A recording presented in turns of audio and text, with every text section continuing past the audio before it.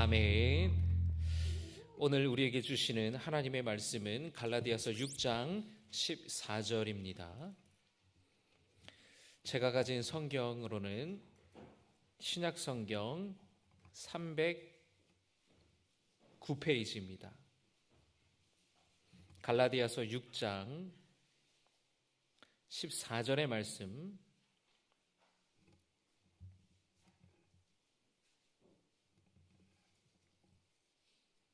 우리 한 목소리로 봉독하겠습니다. 그러나 내게는 우리 주 예수 그리스도의 십자가 외에 결코 자랑할 것이 없으니 그리스도로 말미암아 세상이 나를 대하여 십자가에 못 박히고 내가 또한 세상을 대하여 그러하니라. 아멘.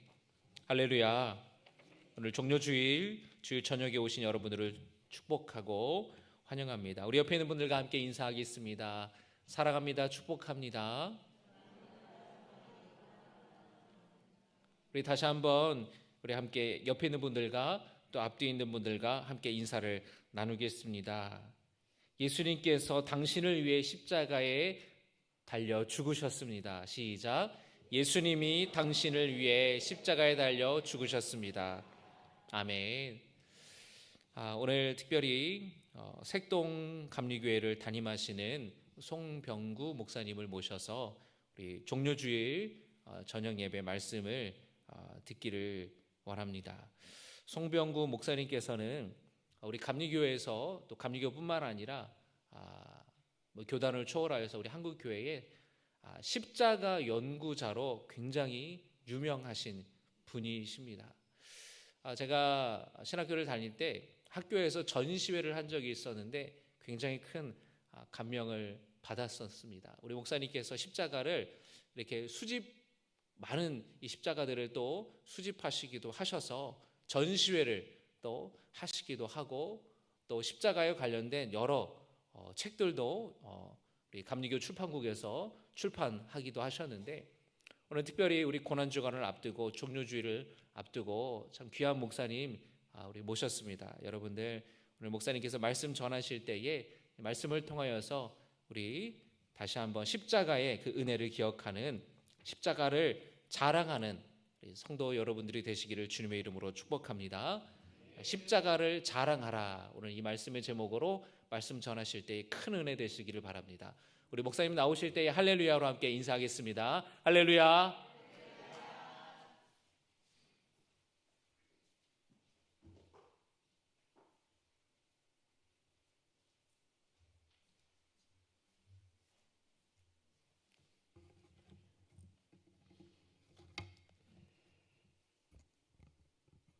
저하고 여러분이 할렐루야 다시 한번 할까요? 네. 자, 할렐루야를 하시는데요, 두 손을 높이 드십시오. 이렇게. 제가 할렐루야 하면은 여러분들도 할렐루야 하면서 하늘에서 그냥 별이 반짝반짝 떨어지게 이렇게 한번 해보는 겁니다. 한번 연습 시작. 그렇습니다. 정말 아름답죠? 이제 해보겠습니다. 손을 높이 드십시오. 할렐루야. 네, 반갑습니다, 여러분. 오늘 저녁에 우리가 함께 만나서 십자가 은혜를 나누게 된 것을 진심으로 감사드립니다. 아무쪼록 여러분들께서 이 기회에 십자가를 더 많이 사랑하고 또 여러분의 십자가를 자랑하는 기회가 되기를 간절히 소망합니다.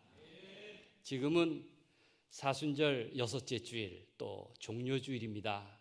내일부터 여러분들 고난주간 특별 새벽 기도회를 하시는군요. 저희 교회도 그렇습니다. 여러분에게 십자가란 무엇입니까? 오늘 저는 제 십자가 이야기를 함께 나누고 싶습니다. 십자가를 고백하고 사랑하는 사람은 누구나 다 십자가 전문가입니다. 제가 전문가가 아니라 사실 인생으로 보나 신앙으로 보나 여러분들이 더 전문가처럼 보입니다. 공감하십니까? 우리 그리스도교 복음의 핵심은 십자가입니다. 바울은 늘 십자가의 능력을 자랑했습니다. 그는 평생 예수님의 십자가를 사랑하고 또 그리스도의 십자가를 자랑했습니다. 고난도 기쁘게 받고 복음을 위해서 목숨을 바쳤습니다. 저도 그런 사도의 십자가 사랑을 본받고 또 자랑하는 사람입니다. 제가 십자가를 사랑하고 자랑하게 된 계기가 있습니다. 제 살아온 얘기 조금 해도 괜찮겠죠? 왜냐하면 인생과 십자가를 분리해서 생각할 수가 없기 때문입니다. 제가 1985년도에 처음 목회를 나갔습니다. 문수산성교회를 개척했습니다. 그 교회는 강화도 초입에 있습니다. 문수산 아래에 있죠. 당시 전방 지역에 위치해 있기 때문에 대남방송, 대북방송이 왕왕왕왕왕 거리는 그런 동네였습니다. 한강에서 15리 남쪽에 있으니까 지금도 전방 지역이죠. 통행금지도 있었습니다. 바로 그 동네에서 개척을 한 겁니다. 동네 한가운데 있는 옛집에 사랑채를 얻어서 이제 앞으로 좀 내어 지어서 이제 예배당은 기역자고 그 한 모퉁이는 총각 전도사인 제가 거기 2년 동안 살았습니다. 문수산 아래 오래된 그 불교 문화 속에 마을이 존재했기 때문에 교회가 들어오는 것을 별로 달가워하지 않았습니다. 그래서 땅 사기도 어렵고 집 구하기도 어려웠습니다. 그래서 얼마나 텃세를 부리던지 이제 가정 형편이 아주 어려운 집에 겨우 자리 잡았습니다. 월세가 겨우 2만 원이었습니다. 창립 예배를 얼마 앞두고 교회 골방에서 이제 잠을 자기 시작하면서 문만 열면 예배당입니다. 문 밖으로 나와서 하나님께 서원 기도를 드렸습니다. 하나님, 제가 이제 목회자로 이 동네에 와서 살게 되었으니 앞으로 통일이 될 때까지 있겠습니다. 이렇게 기도를 했어요. 여러분, 바깥에는 뭐 대남방송, 대북방송이 왕왕왕왕 거리니까 제 기도에 영향을 끼쳤을 겁니다. 그렇지 않았겠어요? 하나님, 제가 통일될 때까지 이곳에 있겠습니다. 이제 방으로 돌아와서 잠을 청하는데 잠이 오지 않습니다. 왜 잠이 안 올까요? 근심이 깊어만 갑니다. 언제 통일이 되지? 뒤척뒤척거리다가 다시 방문을 열고 예배당에 나가 다시 무릎을 꿇었습니다. 하나님, 제 서원을 수정합니다. 10년만 있게 해주세요. 이렇게 기도했습니다. 아무래도 통일이 되려면 도무지 감이 잡히지 않았습니다. 이제 교회를 꾸밀 때 문수산에 올라가서 이제 은사시 나무라고 하는 아주 보통 나무를 베어다가 십자가를 만들었습니다. 여기 십자가가 있는데 저희는 그저 자연 그대로 통나무를 잘라다가 만들었습니다. 그 십자가가 저보다 약간 크니까 그 천정이 낮은 시골집 예배실에는 걸어두지 못하고 뒤벽에 기대 놨습니다. 그리고 그 앞에는 강대상을 두었습니다. 창립 예배를 드리고 한 달 조금 지나니까 저 교인이 얼마나 많이 늘어나는지 말이에요. 좁은 예배당이 꽉 찼습니다.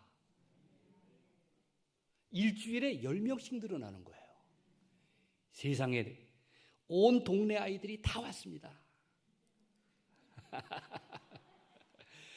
동네 아이들이 한 50명쯤 들어오니까 예배당이 꽉 찼어요.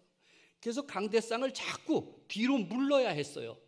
아이들이 자꾸 앞으로 나오니까 꽉꽉 차니까. 그래서 뒤를 무르두고 하다가 제 어깨에 무언가가 탁 닿았습니다. 뭘까요? 십자가입니다. 십자가를 이렇게 지는구나 하는 생각이 들었습니다. 어쩌면 내 키와 십자가가 딱 맞는지, 그때는 만약 십자가를 짊어져야 한다면 제 등으로 짊어지듯 아주 젊었고 열심히 있었던 그런 시절이었습니다. 이듬해 그 예배당에서 고생이 많았습니다. 그래서 얼른 땅을 구입해서 이제 블록으로라도 건축을 하려고 준비를 했습니다. 그런데 어려움에 부딪혔습니다. 젊은 저로서는 그때 제 나이가 26살인데 참 할 수가 없었어요. 너무 힘에 부쳤습니다. 홀로 고민하고 기도했지만은, 그러나 이미 벌어진 일이 있어서 곤혹스러운 처지였습니다. 그래서 기도원에도 다녀오고 여러 가지 이제 노력을 하던 끝에 교회에 이런 제안을 했습니다. 여러분, 우리 교회 철야 기도회를 좀 해봅시다. 그래서 첫 철야 기도회를 하게 되었습니다. 모두 그래도 그동안 신자가 좀 교인이 늘어나서 12명의 여성들이 이제 저 포함해서 13명이 철야 기도회를 한 겁니다. 그 시절만 해도 철야 기도회는 밤을 꼬박 세웠죠. 밤을 꼬박 세웠습니다. 제가 이렇게 제안을 했습니다. 우리 돌아가면서 자기가 가장 힘들었던 그런 이야기를 해봅시다. 속 이야기를 나눠봅시다. 그리고 서로를 위해서 기도합시다. 이렇게 해서 12명, 저까지 13명이 돌아가면서 좋아하는 찬송을 부르고 어려운 자신의 이야기를 하고 같이 기도를 나누니까 하룻밤이 금방 지나가더라고요. 뿐만 아니라 눈물바다였습니다.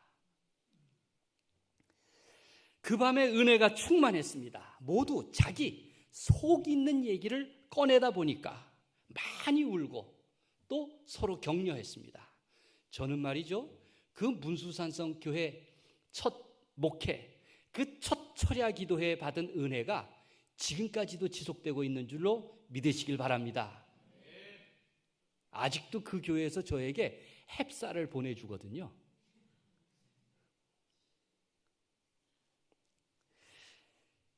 그런데 그 밤에 제가 이분들이 하신 이야기를 정리를 해보았습니다. 12명의 여성들이 한 얘기가 크게 3가지로 요약되었습니다. 하나는 너무 가난했어요. 37년 전, 38년 전 이야기니까 그 시절에 참 가난했던 시절입니다. 농촌에서. 이웃집 고구마 먹는 것만 봐도 눈물이 났대요. 먹고 싶어서. 그 가난. 두 번째로는 여성들이 요즘은 뭐 다 집집마다 가장 노릇을 하지만 그때는 여성들이 무척 어려웠던 시절입니다. 시부모 밑에서. 남편의 학대도 받고 그리고 너무 육체적으로도 고달팠습니다. 이게 여성들이 겪는 어려움. 그리고 세 번째는 문수산성 교회가 한강 15리 남쪽에 있다 그랬죠? 많은 사람들이 이산가족이었습니다. 그 동네가 수현동인데 예전에 수용소가 있다 그래서 수현동이랍니다. 그래서 제가 그때 우리 교회의 교인들뿐만 아니라 그 동네 사람들이 갖고 있는 삶의 문제가 뭔가, 요즘 표현으로 하면 십자가가 뭔가 했더니 가난이요, 여성들이 겪는 어려움이요, 이산가족의 문제였습니다. 그 밤에 들은 그분들의 이야기가 제 평생 목회의 중심 과제가 되었습니다. 그것은 한마디로 화해라는 말씀이었습니다. 하나님은 우리에게 화목하게 하는 직분을 주신 것입니다. 3년 후에 이제 결국 예배당을 완성하고 문수산에서 배워온 그 은사시나무 십자가를 강단 중심 높이 걸었습니다. 놀라운 일이 벌어졌습니다. 그 바짝 마른 나무 십자가인데 겉에는 니스칠까지 반질반질하게 했는데 갑자기 거기서 싹이 나는 거예요. 놀랍지 않습니까? 싹이 나는데 갑자기 길게 자라더니 한 5, 60cm쯤 자랐어요. 저는 이야, 죽은 줄 알았던 이 나무에서 싹이 돋다니. 죽은 나무에도 생명이 있었구나. 아주 놀라운 경험을 했습니다. 저는 휴전선 근처에서 녹슨 철조망을 구해다가 작은 철조망 십자가를 만들었습니다. 그리고 제 키만한 그 십자가 겉에다가 박아가지고 2개의 십자가를 겹쳤습니다. 이중 십자가라고 부릅니다. 그리고 우리 민족의 아픔이 있는 달 6.25라든지 혹은 8.15가 되면은 2 십자가 사이에 들꽃을 꽂았습니다.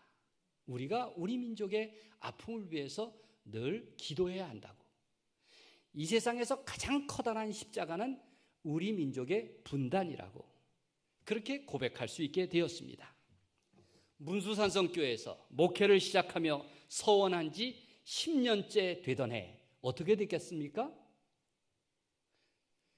문수산성교회를 떠났겠죠. 하나님께 그렇게 약속했는데 하나님께서 안성맞춤으로 제 다음 목회지를 인도해 주시더라고요.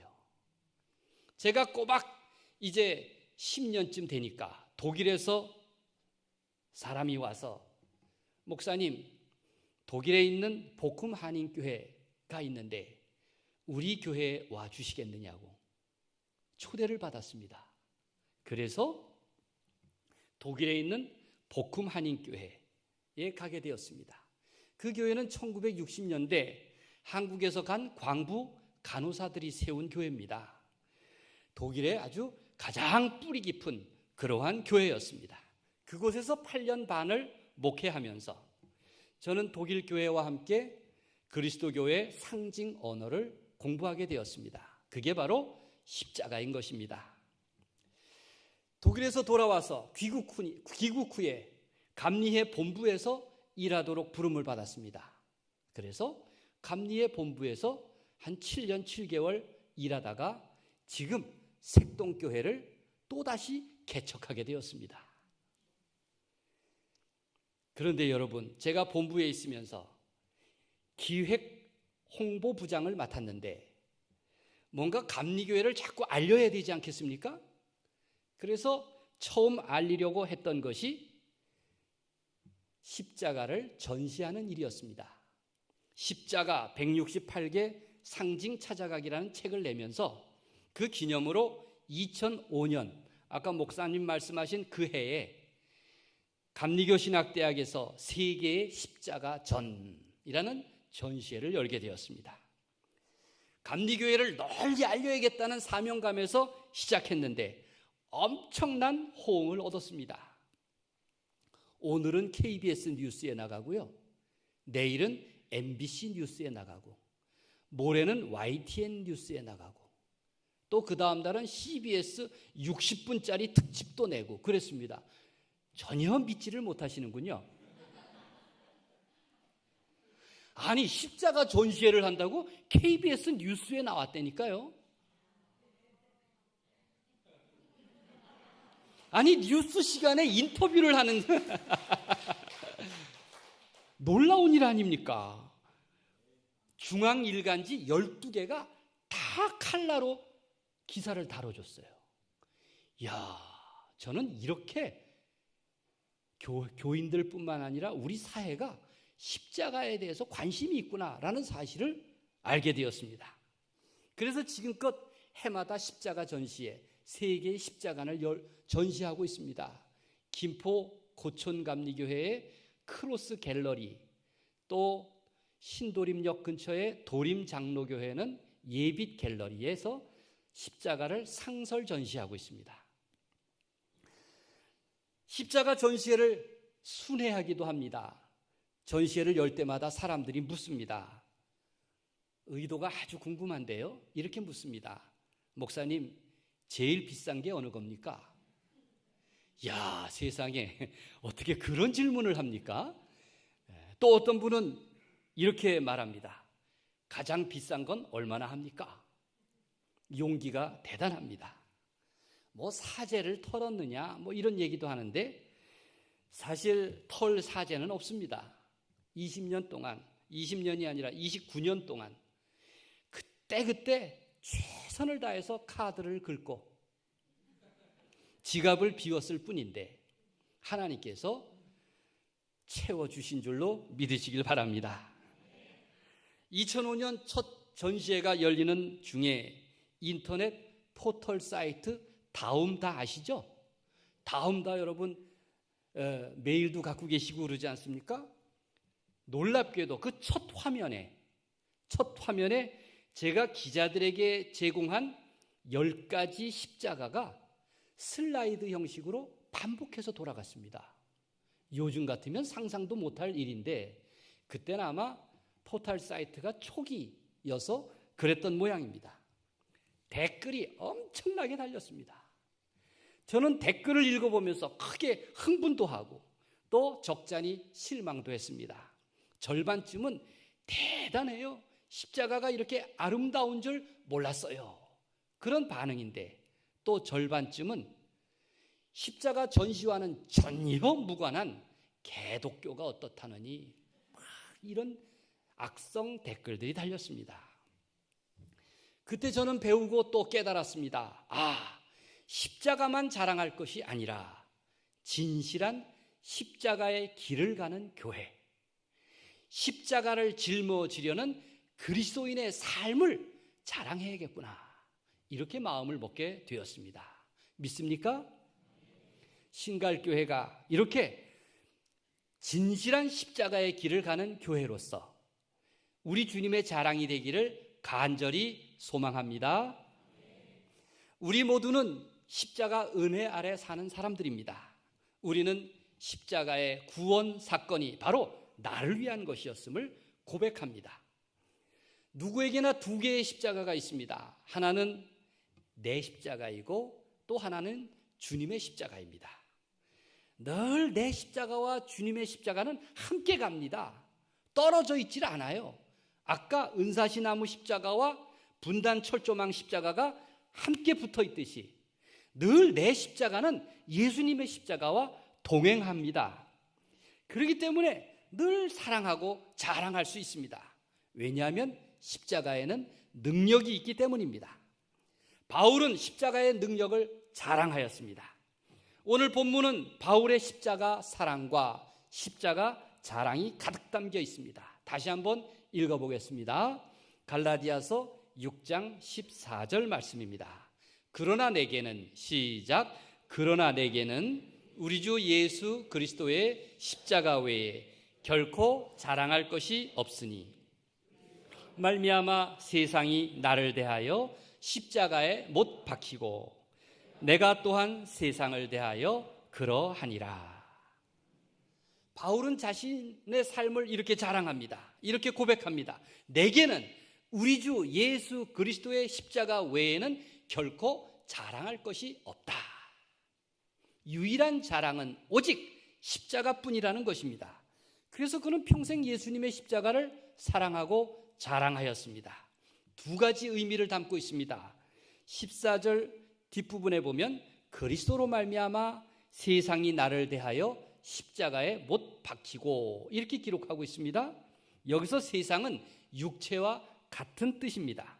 세상이나 육체에 따라 살던 실패한 옛 생활 방식이 이제는 예수 그리스도의 십자가에서 함께 죽었다는 의미입니다. 그 옛 생활 방식은 내가 십자가에 못 박았다, 이런 뜻입니다. 그는 계속해서 말하기를 내가 또한 세상을 대하여 그러하니라. 이것은 그리스도로 말미암아 내가 또한 세상을 대하여 십자가에 못 박히니라 라고 말씀하고 있습니다. 마침내 바울은 예수 그리스도를 통해서 새로 지으심을 받은 자로 살아가게 되었습니다.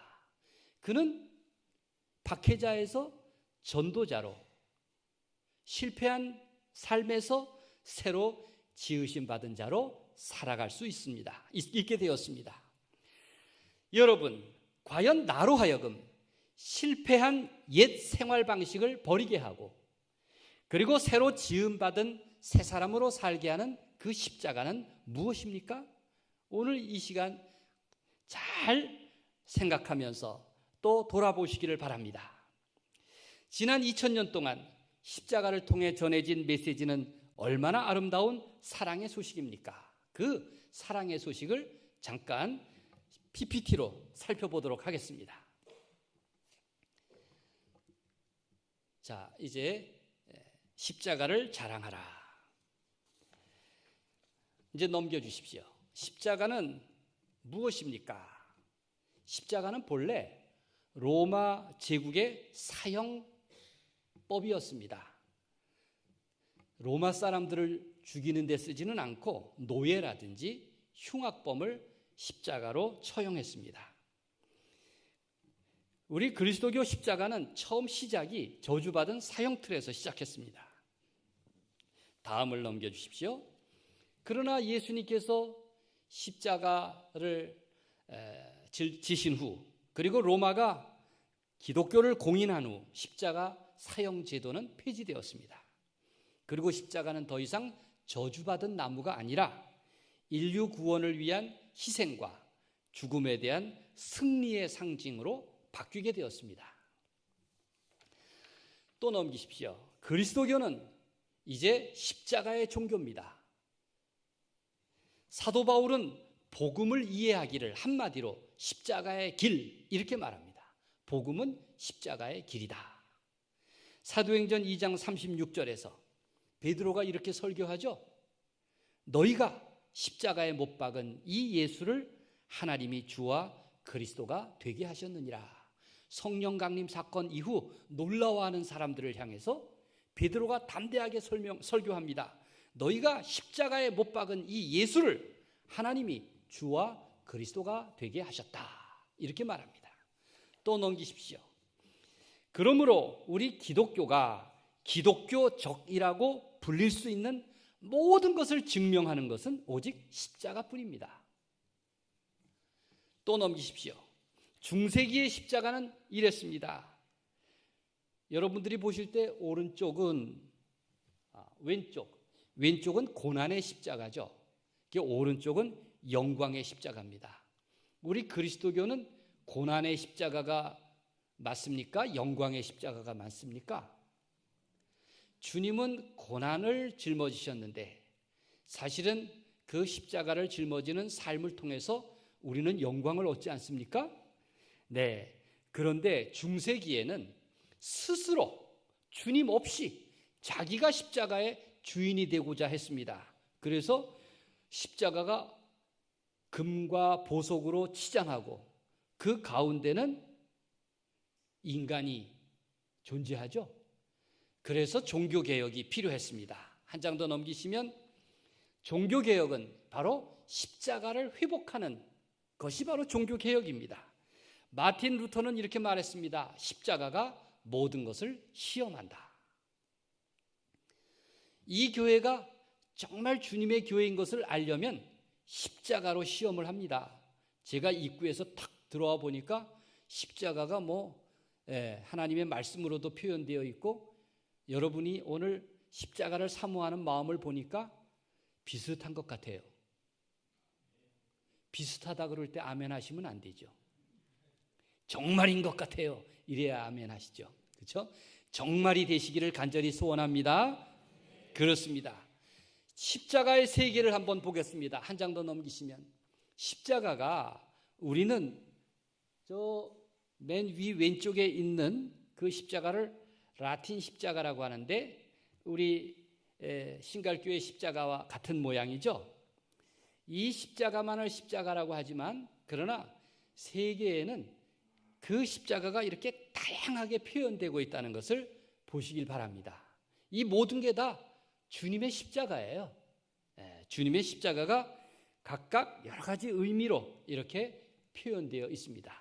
또 한 장 넘기시죠. 제가 세 개의 십자가 전을 연다고 하는데 도대체 무슨 십자가를 전시하는 건가? 말 그대로 세 개의 십자가를 전시합니다. 2000년 전 처음 그리스도교를 받아들인 그러한 여러 나라들, 민족들, 문화권들 이런 십자가들을 소개합니다. 자, 1번은 조금 키워줄 수도 있나요? 화면이 크니까 1번은 그리스 십자가입니다. 그리스 십자가는 동방정교회 십자가인데 예수님 얼굴을 보면은 고통을 당하는 얼굴보다는 평온하십니다. 그리스, 특히 정교회 십자가는 이제 부활 십자가라고 부릅니다.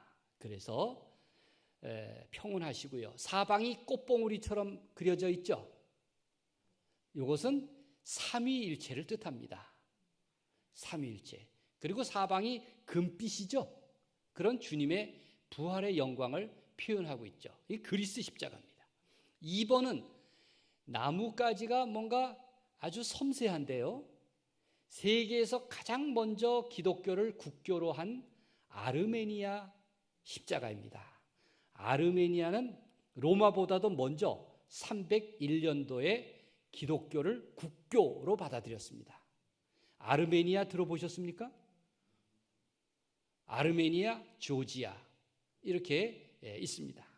3번은 아일랜드 십자가입니다. 이 십자가는 이것은 쇠로 만들었지만 사람들이 다 지프로 만듭니다. 지프로 만들어서 이제 2월 달이면 집집마다 다 집의 현관에 이걸 걸어둡니다. 이 십자가는 환대를 뜻합니다. 우리 집에 오는 이제 우리 집에 주님을 환영하고 또 우리 집에 오는 손님을 환영하는 환대 십자가라고 합니다. 4번은 러시아 정교회 십자가입니다. 가로대가 3개죠. 이렇게 3개. 그 예수님의 발판 부분을 보십시오. 그 밑에도 뭔가 동그란 게 있는데 그건 뭘까요? 이건 해골입니다. 아니 십자가 발 아래 해골을 그려놓다니 무슨 뜻일까요? 그 해골은 아담입니다. 아담의 범죄로 말미암아 모두가 죽음을 당하게 되었고 예수 그리스도의 십자가로 말미암아 모두가 생명을 얻게 된 것입니다. 5번은 이것은 엘살바도르 십자가입니다. 굉장히 화려하죠? 십자가 안에 자기들의 삶을 담았습니다. 마을도 그려놓고 또 짐승도 그려놓고 농사 짓는 이제 나무도 그려놓고 이렇게 자신들의 삶, 공동체, 인생이 그 십자가 안에 표현된 겁니다. 6번은 오스트레일리아 십자가인데 우리 한국에도 유명한 우리나라의 고유한 무늬가 있는 것처럼 이 오스트레일리아 원주민들은 자기들의 고유한 문양들, 무늬들로 십자가를 만들었습니다. 이쯤 되면 세계의 나라들마다 민족들마다 십자가가 참 다양하게 존재하는구나 라는 것을 느끼시겠죠? 네, 조금 더 살펴보겠습니다. 7번은 독일 슈바르츠발트 십자가인데 예수님의 두 팔이 없습니다. 이 지역의 전통은 예수님의 두 팔이 없는 팔 없는 십자가예요. 이 팔은 누가 되어야겠습니까? 바로 우리가 주님의 팔이 되어드립시다 라는 고백을 품게 합니다. 8번은 굉장히 화려하죠. 세상에서 가장 아름다운 십자가가 에디오피아 십자가입니다. 에디오피아는 사도행전에 보면 에디오피아의 내시가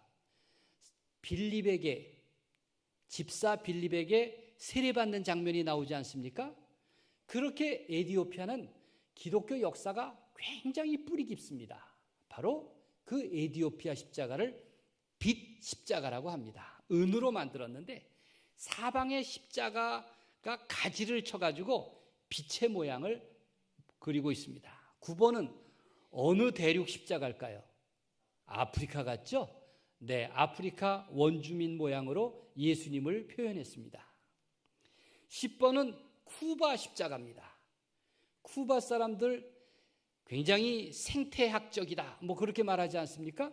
십자가에다가 나무 껍질 또 나무 잎사귀 열매 이런 것들을 붙여가지고 십자가를 표현했습니다. 11번은 이제 koptik교의 십자가인데 에집트 십자가입니다. 이집트, 애굽이죠. 이 십자가는 이제 한 번은 독일의 독일 교회의 날 행사에 제가 참여를 했는데 거기에 이 이집트 곱틱교회 부스가 있었습니다. 거기에 새카만 옷을 입은 그 곱틱교회 사제가 앉아 있고, 그리고 언어가 얼마나 어렵습니까? 여러 가지를 펼쳐놓고 있는데 누구도 거길 구경을 하지 않는 거예요.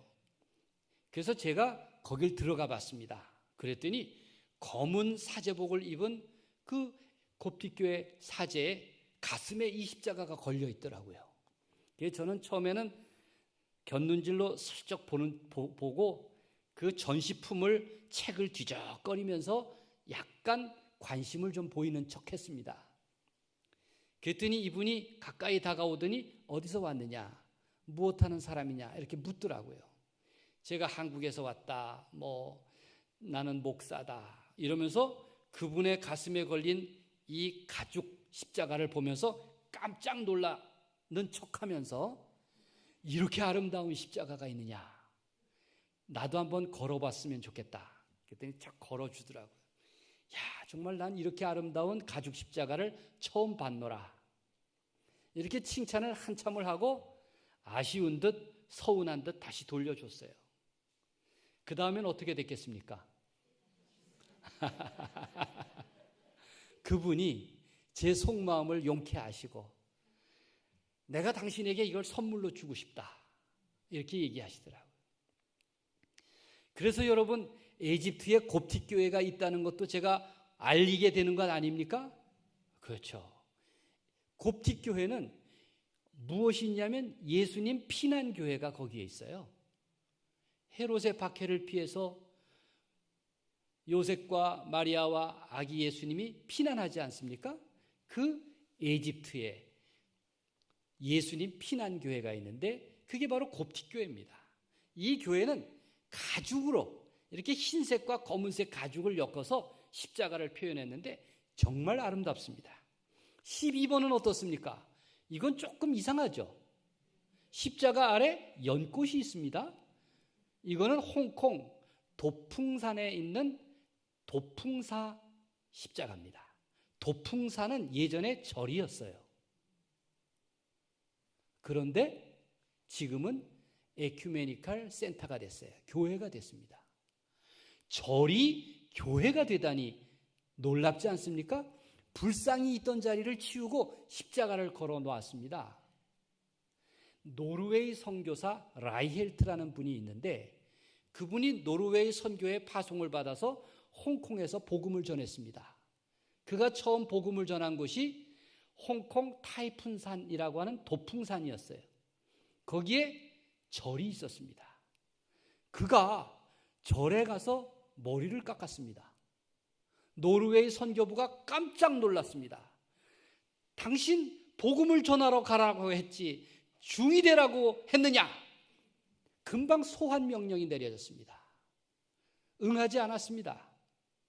그리고 30년이 지난 후 그 선교사, 중이 된 그 선교사의 진실한 삶의 모습을 보고 조금씩 변하더니 도풍사가 도풍교회가 됐습니다. 여러분 홍콩에 가시면 꼭 한번 찾아보십시오.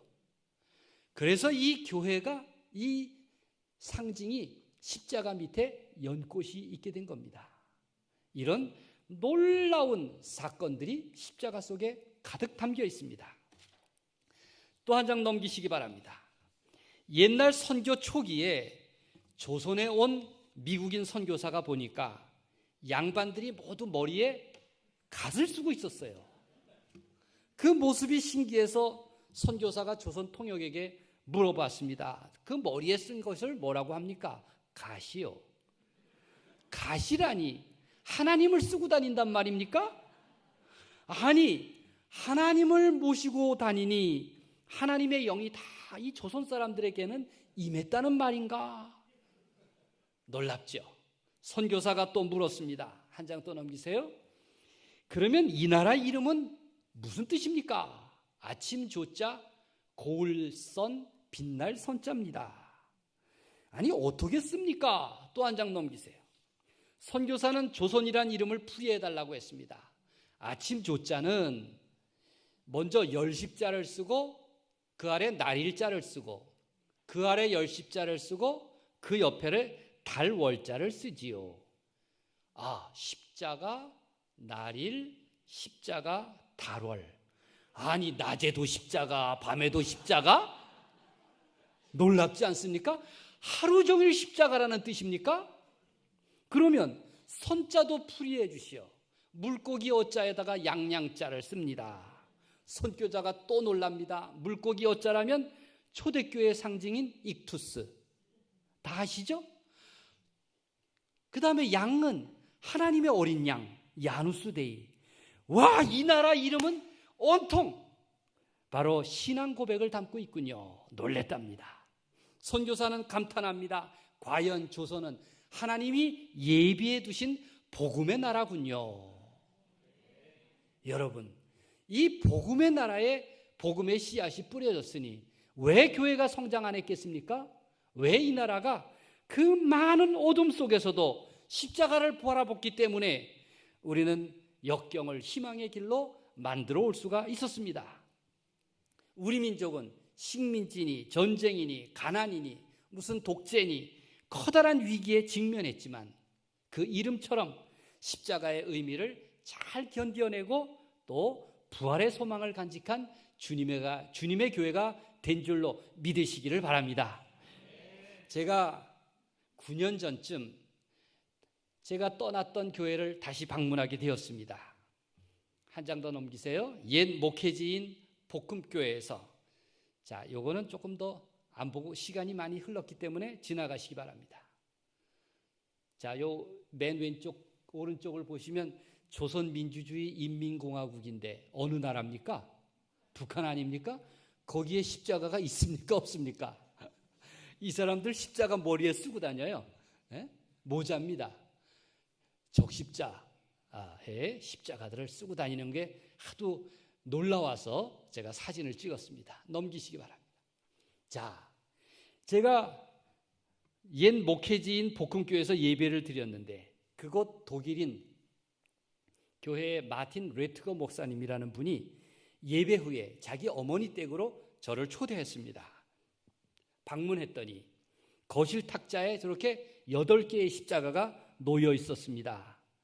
제가 독일을 방문한다는 소식을 듣고 송 목사가 오면 십자가들을 기증해야겠다. 이렇게 십자가를 모아놓고 어머니와 함께 저를 기다렸습니다. 이 십자가들은 10년 전쯤 돌아가신 남편 호르스트 레트거 씨가 평생 간직하던 십자가였습니다. 저 십자가마다 다 사연이 있었습니다. 이 남편, 그러니까 이 레트거 목사님의 아버지는 1926년생입니다. 젊어서 다른 독일 청년들처럼 제2차 세계대전에 참전했습니다. 불가피한 일입니다. 전쟁에 임하면서 두려웠지만 청년 호르스트는 평소에 매던 십자가를 그냥 메고 전쟁에 참여했습니다. 하나님이 전쟁을 주관하시니 내 목숨은 하나님께 달렸다. 이렇게 고백한 겁니다. 그런데 그가 속한 독일 군대는 소련을 침공하다가 패배해서 많은 군인들이 죽거나 포로가 되었습니다. 그도 포로가 됐습니다. 포로의 처지가 얼마나 비참합니까? 그 중에 많은 사람들은 시베리아로 끌려가서 돌아오지 못했습니다. 이제 포로를 한 사람씩 분류하는 심사 시간이 되었습니다. 소련군 장교는 호르스트가 메고 있는 십자가를 유심히 보더니 그를 시베리아로 이송될 포로 집단에서 제외시켜 주었습니다. 그래서 젊은 호르스트 레트거는 이 사건을 통해서 내가 십자가를 부인하지 않고 자랑했더니 나를 살려주시는구나. 그렇게 고백하면서 평생 십자가를 사랑하고 간직하게 되었답니다. 마틴 레트거의 이 어머니께서 하시는 말씀입니다. 내 남편은 십자가 때문에 목숨을 건졌어요. 그래서 평생 본이 될 만큼 교회에 충성스럽게 예수님의 제자로 살았어요. 이렇게 말씀해 주셨습니다. 독일군 포로가 된 이 젊은 호르스트 레트거는 비록 파리 목숨 같은 신분이었지만 살자고 적군 앞에서 십자가를 감추지 않았습니다. 당당하게 내가 그리스도인임을 드러냈고, 그리고 십자가를 통해서 자신의 신앙을 고백했습니다. 이러한 신앙 증거가 무신론자인 적군 장교 앞에서도 통했다고 믿었습니다. 그래서 목숨을 건진 겁니다. 그 가족은 제게 이런 이야기를 세세하게 적어서 십자가 전시장에 우리 남편의 십자가도 진열해 달라고 그렇게 저에게 맡긴 겁니다. 그래서 저는 이걸 순회 전시에 나갈 때마다 이것을 홀스트 르트거의 십자가만을 따로 모아서 전시를 합니다. 국민일보에서도 크게 기사화된 적이 있습니다. 여러분, 이렇게 십자가의 세계는 한도 끝도 없습니다. 그러니 여러분의 십자가도 자랑하시기를 바랍니다. 내 옛사람을 지워버린 그 십자가, 나로 새 사람을 살게 하시는 그 십자가를 자랑하시면 얼마나 귀한 일입니까? 이제 마무리를 하겠습니다. 실은 제가 제 십자가 이야기를 했습니다만 제 십자가에는 훨씬 이전부터 뿌리 깊은 사연이 있는 줄 얼마 전에야 알게 되었습니다. 4년 전에 제 어머니가 소천하신 후 저는 고아가 됐습니다. 부모님이 남기신 유물을 정리를 하는데 우리 어머니가 특별한 기록을 남기셨더라고요. 평소 일기도 쓰시는 분인데, 그런데 자신의 일생을 잘 요약한 글을 남기셨어요. 저희 어머니는 45세에 동부연의 평창지방 대화교회에서 장로가 되셨는데 평생 교회를 사랑하고 충성을 다하신 분입니다. 저는 오늘 여기로 오면서 저희 어머니 생각을 많이 했어요. 저희 어머니 고향이 용인입니다. 용인군 가창면, 외사면이 어디 있습니까? 요즘도 외사면이 있나요? 외사면이 없어졌나 보네. 외사면 가창리라는 곳인데 배감 옆에 있습니다. 네, 제가 아주 자주 외갓집에 드나들었습니다. 그런데 그 고향을 떠나서 강원도 영월로 시집을 오셔서 살았습니다. 그 어머니 글을 보니까 이런 내용이 나와요. 첫째 아들을 낳았는데 교회를 다니고 싶은 마음이 들었답니다. 용인에서는 교회를 안 다니고 이제 시집 가서 살면서 이제 외딴 곳에 외진데 가서 살다 보니까 교회를 다니고 싶었던 마음이 들었습니다. 그런데 누구도 같이 가자는 사람이 없었답니다. 어머니의 자전글을 보면 몇 차례 교회를 다니려고 시도했으나 실패한 얘기가 나옵니다. 탄식을 했습니다. 예수는 아무나 다니는 게 아니구나. 그러다가 저희 아버지 직장 동료가 장가를 들면서 그 집에 시집온 세댁을 따라서 어렵게 영월 중앙감리교회를 출석하게 됩니다. 그렇게 힘들게 다닌 교회니 얼마나 기쁘셨겠습니까? 글에 보면 교회 다니게 된 기쁨과 감격이 잘 나타납니다. 1958년도 일입니다. 어머니 기록 중에 이런 내용이 있습니다. 교회에 다닌 지 몇 해 지나지 않아서 얼마나 열심을 냈든지 이제 덕포리의 속회가 반으로 나뉘면서 처음으로 새내기 속장이 됩니다. 굉장히 감격적으로 그 글을 써요. 그러면서 이런 내용이 있습니다. 한 번은 성탄절이 됐는데 우리 속회에서 떡을 한시루 쪘다. 예전엔 시루에다가 쌀을 빠다가 이제 집에서 떡을 찝니다. 까만 콩을 십자로 놓고 해갔다. 이제 백설기 위에다가 까만 콩으로 십자가를 이렇게 만들어가지고 쪘다는 얘기입니다. 교회에서도 덕포 이속이 떡해왔다고 목사님, 장로님들 모든 성도들이 칭찬을 하셨다. 이렇게 기록하고 있습니다. 시루에 찐 백설기 위에 까만 콩을 얹어서 가로 세로 십자가를 만든 겁니다. 우리 어머니는 교회에서 먹는 떡이니 반드시 십자가를 올려야 된다고 그렇게 생각을 했답니다. 여러분, 저는 집에서 밥을 풀 때마다 늘 십자가를 긋고 밥을 풉니다. 여러분도 그러시죠? 밥을 풀 때마다 십자가를 긋는 어머니의 모습입니다.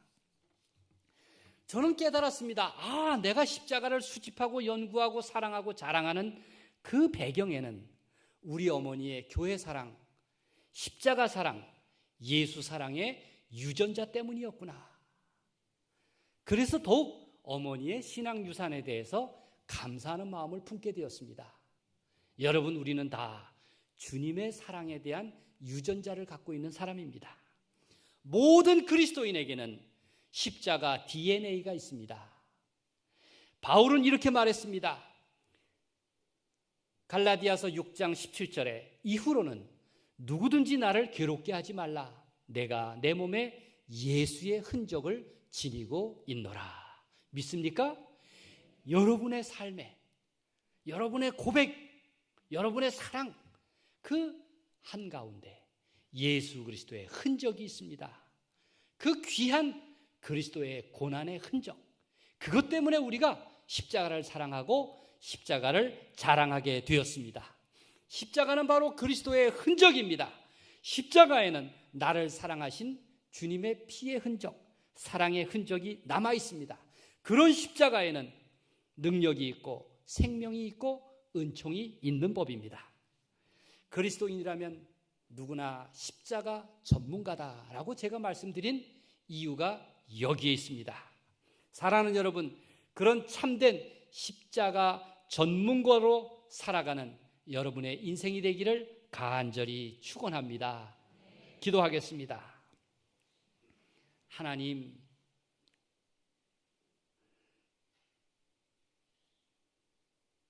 내게 있는 예수님의 흔적, 그 십자가의 흔적을 감사하며 사랑하며 자랑하는 저희가 되도록 인도하여 주옵소서. 그리하여 주님의 십자가와 함께 내 고달픈 인생도 이기고 인내하며 감사하는 복된 그리스도인의 삶을 살도록 인도하여 주옵소서. 예수님의 이름으로 간절히 기도드립니다. 아멘.